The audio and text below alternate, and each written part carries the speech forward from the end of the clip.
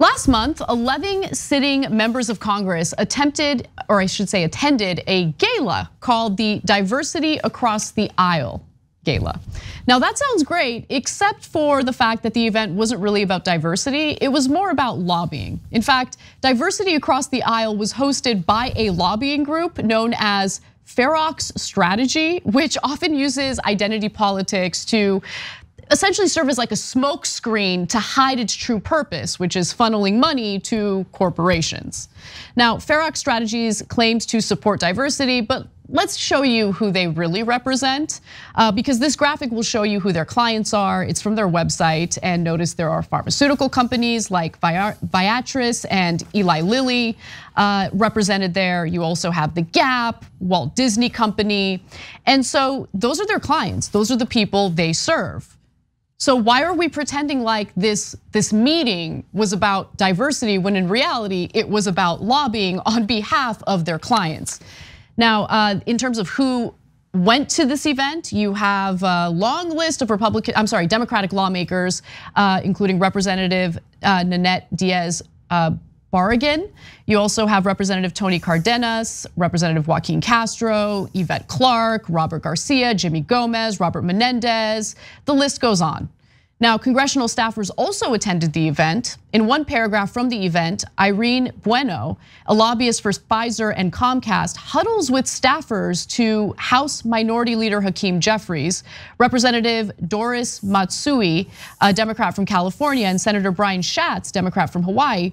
In another picture, Tiffany Williams, a vice president for the Daschle Group, named after former Republican Senator Tom Daschle, along with Lisa Fang of Alexion Pharmaceuticals, both grin alongside a large group of other congressional staff members to senior Democratic lawmakers. And again, the Daschle Group is in fact a lobbying group led by former Senate Majority Leader Tom Daschle. Cenk. All right, so this is classic Democratic corruption, where they go, no, it's okay. It's minorities doing it, so this is good. This is positive. Now, you know, the right wing uses woke as a negative thing, like, oh, can you believe people care about diversity and humans being equal to one another, right? But the left, not the left wing, but the left as in the Democrats, use like woke politics as a cover story to not be woke at all. 100%. Okay, to actually 100% do corruption while pretending that they care about minorities. 100%, this happens all the time. In addition to that, the other thing they do is weaponize identity, right? Elizabeth Warren did it during the Democratic primaries when she was running against Bernie Sanders, and she pretended like Bernie Sanders had said something stupid and sexist to her about how a woman could never win president when he was the one who was encouraging her to run for president in the first place. I see it happen with Democrats all the time. I see it happen in a workplace context where they weaponize identity in order to basically move up the economic ladder or get promotions within the given company. I see it all over the place, and it's pretty freaking self-serving and disgusting. Okay, so to give you a sense of how bad this is, so they're going to do a swearing-in ceremony for 9 members of the Congressional Hispanic Caucus at a nightclub. All right, already this is super weird, right? And they've invited a bunch of diverse legislators to it. And what did Biden call him? The HHS Secretary Javier Baccaria was there to do the swearing in. So he's about to do the swearing in, and he gets interrupted by a lobbyist because the lobbyist paid for the party, right? They're at a lobbyist party to get sworn into Congress. I mean, that is so fitting, okay? And the lobbyist goes, oh, hey, Cabinet Secretary, shut up for a second. It's time to do plugs, okay? They just pay the bills. So Marco Davis, the president of CHCI, who only represents JP Morgan, Chase, MasterCard, ExxonMobil, Apple, Airbnb, DaVita, Toyota, Reynolds America, Microsoft, New York Life Insurance, among other interests, steps in and says, to be very honest with you, General Motors and I are personally extremely committed to diversity in the public policy profession, okay? Now, are they gonna ask you to vote with General Motors and give them subsidies and all sorts of other goodies? Of course! Do they give a damn whether you're Hispanic or black or white or anything else? They don't care at all, okay? And all these guys get paid by them. Yep. And then by the way, when you criticize the lobbyists, they just pick a random ethnic group. They're like, oh, in this story, Oh, Hispanics are so offended. Well, really, did you poll them? I bet you if you polled them, they'd be way more offended at what you're doing than us pointing it out. No, but Cenk, No, I found an elite Hispanic, and they represent all Hispanics, and they have taken tons of money from General Motors and all those companies that I've told you about, and they are here to say you are racist, okay? Are you actually? No, it doesn't matter. You're pointing at corruption, so we're gonna bury you. Yeah, I don't know. I don't know about you guys, but corruption just feels better when it's being done by a diverse group of people. Oh yeah, right? When it's someone from my ethnic group, then I don't mind it at all. I mean, that's absurd. No actual human being thinks that. But in Washington, they repeat it as if it's just the most obvious thing in the world. And so they use, look guys, it's ironically a Fox News tactic. You know how Fox News will bring on someone black to criticize black people. And all right-wing media does it. Here's Candace Owens to tell you how awful black culture is, right?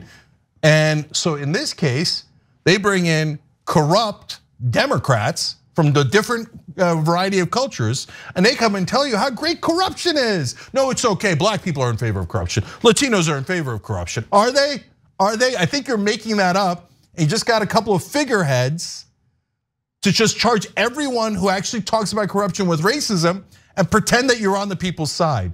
And by the way, I don't give a damn what anybody in Washington says. Go ahead, say blah, blah, blah, whatever the hell you want. All of you are corrupt. Okay, finally, for obvious reasons, since the story focused on a specific event where Democrats were in attendance, I don't want you to think that this is a partisan issue, because the same company, Ferox Strategies, has done similar events with Republicans, and they have lobbied for awful policies that people concerned with diversity would not be in favor of.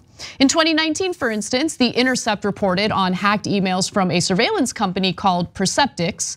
The emails showed how Ferox Strategy had worked with tough on immigration Republican lawmakers to insert provisions into legislation that would have enabled its client to win contracts for reading the license plates of vehicles crossing the US-Mexico border. I feel the love and diversity already. Isn't it so great? Oh yeah. Okay, I've got two last ones for you. Let's stick with Ferox for a second. They had a message that said, Ferox clients Walmart, Alexion, and Waste Management joined a who's who of corporate sponsors to generously celebrate the most diverse Congress ever.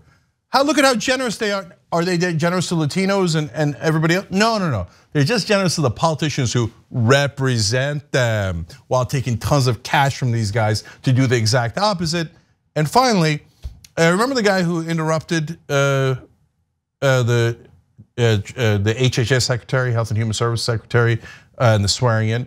So that was Vargas. Lobbying disclosures show that Vargas has focused on influencing Congress on tax credits, emission standards, and recycling issues, among other policies important to GM's bottom line. The company did not disclose any lobbying on issues related to diversity. Oh wow, what a surprise. Turns out diversity was a cover story for doing more corruption. And this party was not a swearing-in ceremony, it was a place where they handed out bribes. So, and by the way, of course, presiding over all of this was Hakeem Jeffries, who we're all supposed to respect and bow down to. And so that's what the mainstream media will tell you. I'm gonna tell you the truth, they're all crooks. Thanks for watching The Young Turks, really appreciate it. Another way to show support is through YouTube memberships. You'll get to interact with us more. There's live chat emojis, badges. You've got emojis of me, Anna, John, JR, so those are super fun. But you also get playback of our exclusive member-only shows and specials right after they air. So all of that, all you gotta do is click that join button right underneath the video. Thank you.